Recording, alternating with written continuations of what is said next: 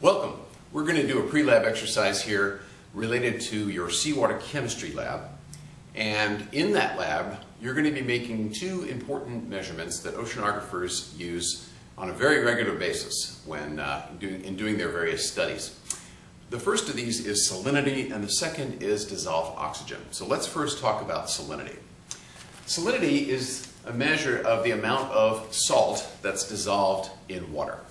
And you may know that the salt that we eat every day is actually just precipitated out of ocean water. Whenever you put salt on your food, you're just eating the precipitated remains of some ancient ocean somewhere, probably millions of years ago. In any event, we measure salinity using a couple of different measurements. And the average salinity of ocean water is 3.5%. What that would mean is if you could imagine a tub of water that weighed 100 pounds, if you let the water evaporate, you'd be left with about 3.5 pounds of salt in the tub, which means that 96.5 pounds of water molecules evaporated and went into the air. Now, in oceanography, we actually use a different measurement for salinity, more commonly than percent. We use what's called parts per thousand. If you think about it, a percent is just out of 100, right? If you say 10%, it's 10 out of 100. Well, we can also say how much out of 1,000, and it turns out that 33.5% is the same thing as 35 parts per thousand. And we write it that way, like a percent sign with a little extra zero underneath. And so these are equal to each other, 3.5% or 35 parts per thousand. They're the same. In your lab, you're going to be making your measurements and writing down your data in parts per thousand. And the samples that you might be dealing with might have only 1 or 2 parts per thousand salt, or they might be up to close to 40 parts per thousand. That's the range of salinities that we can get, going all the way from, say, a river, which is almost entirely freshwater, to some of the saltiest parts of the ocean. The first thing you're going to do in the lab is explore the relationship between salinity and temperature and water density. The density of ocean water is affected both by its salinity, how much salt is in the water, and also its temperature. And this is important because the density of water controls how the water moves. In general, less dense water will tend to float up near the ocean surface, and more dense water will tend to sink. I'm going to show you a demonstration now exploring the relationship between temperature, salinity, and density.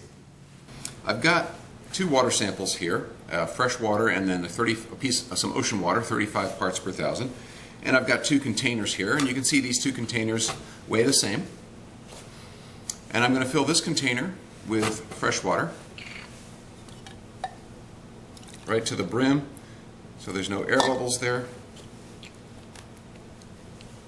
And I'll put it on the scale and fill this one with a salt water or ocean sample and put it on the scale. And you can see that the salt water is heavier, okay? It's denser, which means heavier for a given amount. Now we're going to look at the effect of water temperature on the density of water. I've got 2 water samples here, a warm water sample, 45 degrees Celsius, and a cool water sample, 23 degrees Celsius. That's actually just room temperature. And you can see the 2 containers here on the scale are the same weight. So I'll fill the one with warm water.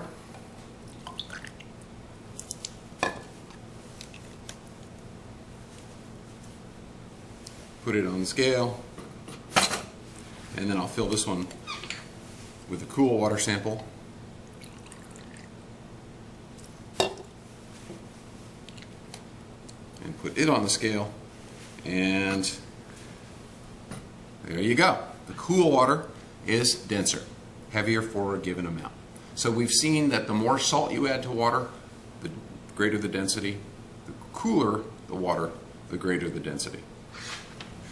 Okay, we've seen the relationship between temperature and salinity and density. How about how we measure salinity? How do we figure out how much salt is in the water? It turns out there's not any one very simple way to do it. But in this lab, we're going to use 2 measurements that are frequently used by oceanographers. First, we're going to measure conductivity, which is how easily water conducts electricity. And then we're going to take advantage of the fact that the more salt is in the water, the more it bends light. And the bending of light is something we call refraction. So let's take a look at conductivity first. This apparatus here is connected to a wall outlet with an electrical cord and has a bulb there, and there are two exposed wires on the inside of the pipe. If I can make an electrical connection between those exposed wires, I can get the bulb to light. It's really important when you're in lab that you not try to make this connection with your fingers or your tongue, because you could seriously hurt yourself, okay? Let the water do it. Now here's a beaker of fresh water, and when I put the bulb in, nothing happens, okay? Fresh water isn't able to conduct electricity. But salt ions are positively and negatively charged, and when they're in the water, they can conduct an electrical current. So I'm going to put some salt into my water, and then I'm going to stir the salt to get it to dissolve, and you can see that it causes the bulb to light up. So you just saw that salt water can conduct an electrical current. And as you might expect, the more salt you put into water, the stronger the conductivity. But there's a wrinkle, which is that the conductivity of water also depends on its temperature.